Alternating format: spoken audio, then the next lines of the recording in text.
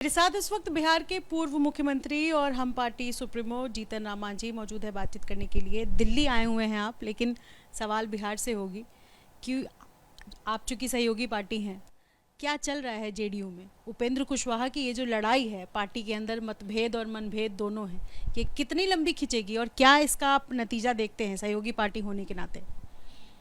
देखिए, हम जो समझते हैं, हमारी जो समझदारी है, उसके अनुसार यही मैं मानता हूँ कि नीतीश कुमार के नेतृत्व में बिहार का महागठबंधन की सरकार बहुत मजबूती से चल रही है।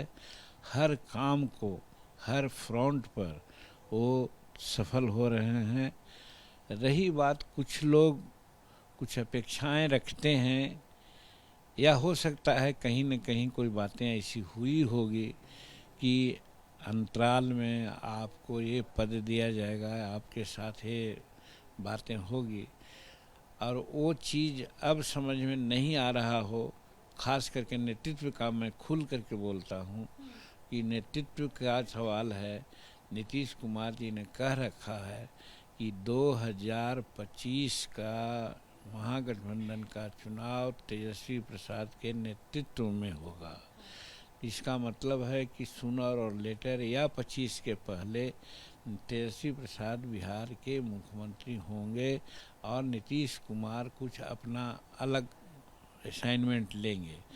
तो इस चीज़ से कुछ लोगों को घबराहट हुई है, जो चाह रहे थे कि चीफ मिनिस्टर का पद हमको मिले, डिप्टी चीफ मिनिस्टर का पद हमको मिले। ये दोनों तरफ से नकारा शब्द आ गया है, क्योंकि प्रधान मुख्यमंत्री ने कहा है कि डिप्टी चीफ मिनिस्टर बिहार में नहीं होगा और चीफ मिनिस्टर तेजस्वी होंगे। तो ऐसे बातों से सिर्फ उपेंद्र कुशवाहा ही नहीं, कुछ और लोग ऐसे हैं जिनके मन में घबराहट हो गई होगी कि हम कहाँ रहेंगे। इसके लिए वो लोग अपना पैतरा कर रहे हैं और कुछ नहीं है। मैं आपसे ये समझना चाह रही हूँ कि नीतीश कुमार ने अगर इस तरीके की चर्चा की तो क्या पार्टी के बाकी लोगों से बातचीत की? पहली बात। दूसरी बात ये कि अगर तेजस्वी यादव का नेतृत्व होता है, अगर तेजस्वी नेतृत्व करते हैं, तो क्या आपको स्वीकार है? आप चाहेंगे कि तेजस्वी जो है वो कल को बिहार की कमान संभाले और आप उनके साथ रह के, उनके अंडर रह के एक सहयोगी पार्टी बन के काम करें? देखिए, बहुत ऐसी बातें हैं जिसका सवाल का जवाब नहीं दिया जा सकता है दूसरे के संदर्भ में। जहाँ तक हमारी बात है, हम तो नीतीश कुमार जी को काफ़ी सराहना करते हैं और उन्होंने ही हमको मुख्यमंत्री बनाया था। तो क्या मैं मुख्यमंत्री का पद मांगा था उनसे? उन्होंने इस लायक समझा था और हमको मुख्यमंत्री बनाया उन्होंने। तो उसी प्रकार से आज का जहाँ तक सवाल है, जो नीतीश कुमार निर्णय लेंगे, हम बहुत पहले बोल चुके हैं कि हम उनके साथ हैं। अगर वो जिस नाव पर बैठेंगे, मैं उस नाव पर ही रहूँगा। उनका डिसीजन सिरोधार्य है। तो इसीलिए ये हमारा है। रही बात जो आपने पहला प्रश्न किया कि लोगों से संपर्क हुआ है या नहीं, अभी नीतीश कुमार का नेतृत्व इतना टॉरिंग नेतृत्व है कि जो डिसीजन नीतीश कुमार लेते हैं वो कम से कम महागठबंधन के सब लोगों को स्वीकार्य है। ऐसी परिस्थिति में प्रश्न उठाना कोई लाजिम नहीं रखता है, कोई प्रश्न का औचित्य नहीं है। ठीक है। बिहार में अपराध बेलगाम है, तो सवाल ये है कि जिस अपराध और बिहार की जो व्यवस्था चरमराई हुई है, कानून व्यवस्था, उसी कानून व्यवस्था का हवाला देते हुए नीतीश कुमार बीते दिनों की अगर बात करें तो अलग हुए थे आरजेडी से, आज साथ में हैं और लगातार सवाल उठ रहा है। मतलब हर एक बगल के ज़िले से, पटना की बात कर ले, छपरा की बात कर ले, हर एक ज़िले से इस तरीके की खबरें आ रही हैं जो बिहार की कानून व्यवस्था पर सवाल खड़े कर रही है। क्या आपकी प्रतिक्रिया इस पर रहेगी? आपको लगता है दबाव है किसी तरीके का? आपने अपने प्रश्न में ही आप जवाब दे दिया। और वो जवाब ये है कि लॉ एंड ऑर्डर से उब करके ही नीतीश कुमार ने पाला बदलने का काम किया था। साथ क्यों आ गए हैं? नहीं, वो बदलने के साथ कहाँ आ जाए, यहाँ भाजपा के साथ थोड़े हैं। वो तो राजद के साथ हैं। तो कहने का मेरा मतलब है कि भाजपा के लोग से उब कर करके यहाँ पर आए थे और अभी अभी बोले हैं एक चैनल को कि अपराध की घटना कोई तात्कालिक घटना नहीं होती है, वो घटना होता है उसका पृष्ठभूमि साल 6 महीना में बनती है। तो जिस समाज आज भाजपा से अलग हुए राजद को, कि हम जो महागठबंधन को कितना दिन हुआ जदयू को, तो उसका भी इफेक्ट है। और रही बात नीतीश कुमार जी के राज्य में ऐसा होता है कि घटनाएं तो घटती है लेकिन उसको दो रूप में देखिए। कहाँ 22वां 23वां नंबर पर बिहार था क्राइम में, आज 7वां नंबर पर है। तो कहने का मतलब कि लॉ एंड ऑर्डर की स्थिति सुधरी है। और दूसरी बात यह है कि नीतीश कुमार अपने समय काल में नहीं किसी को बचाते हैं और न किसी को भ्रष्टाचारी बचाते हैं। तो वैसी परिस्थिति में जब कभी कोई घटना घटती है उस पर त्वरित एक्शन होता है और रिकवरी होती है। इसलिए हम समझते हैं कि लॉ एंड ऑर्डर सुधरते की स्थिति में है और हम समझते हैं कि बहुत चिंताजनक स्थिति में लॉ ऑर्डर बिहार का नहीं है। अगर बगल में आप देख लीजिए उत्तर प्रदेश में दिन चिंता ही होती है, राजस्थान में आप देख लीजिए क्या घटनाएं घट रही है। तो कहने का मतलब कि अगल बगल लोगों से अगर कंपैरिजन कीजिएगा उस हिसाब से बिहार का लॉ एंड ऑर्डर बहुत अच्छा है। आज एक महत्वपूर्ण सवाल है कि मिशन 2024 की तैयारी चल रही है।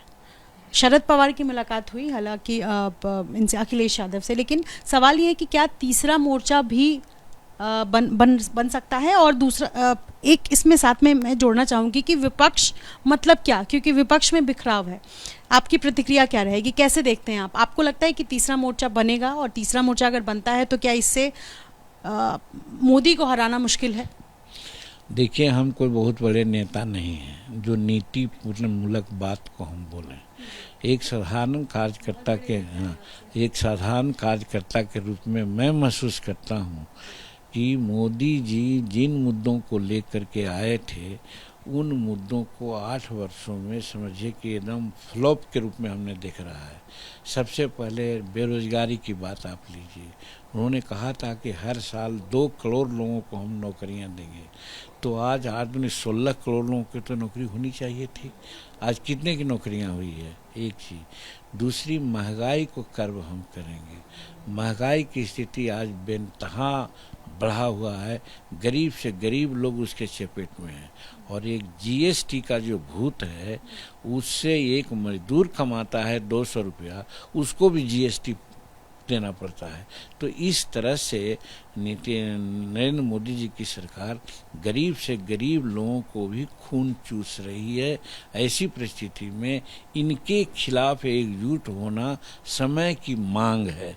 तो अगर कोई प्रयास करता है, इसमें नीतीश कुमार भी लगे हुए हैं, अन्य भी लगे हुए हैं, तो वो प्रयास सफल हो, ऐसी मेरी कामना है। मैं बस एक छोटा सा इसमें समझना चाह रही हूँ कि मोदी के खिलाफ अगर कोई लगता है तो वो माइनस कांग्रेस होगा तभी तीसरा मोर्चा बनेगा, या विपक्ष को आपको लगता है कि एकजुट होकर के इस लड़ाई को लड़नी चाहिए? मैं तो यही समझता हूँ कि लड़ाई एकजुट होकर के लड़ना चाहिए, क्योंकि वो सत्ता में है और सत्ता के चलते उनको बहुत सा प्रिविलेज है। वैसी परिस्थिति में उनसे लड़ना अकेले या अलग अलग होकर के करना उचित नहीं होगा। लड़ाई एक होकर के, यानी सभी विरोधी गोलबंद होकर के लड़ेंगे तभी सफलता मिलेगी, जिसका प्रयास नीतीश कुमार 16 फरवरी के बाद करने जा रहे हैं। क्या करने जा रहे हैं नीतीश कुमार? समस्त हिंदुस्तान का भ्रमण करेंगे, लोगों से बात करेंगे।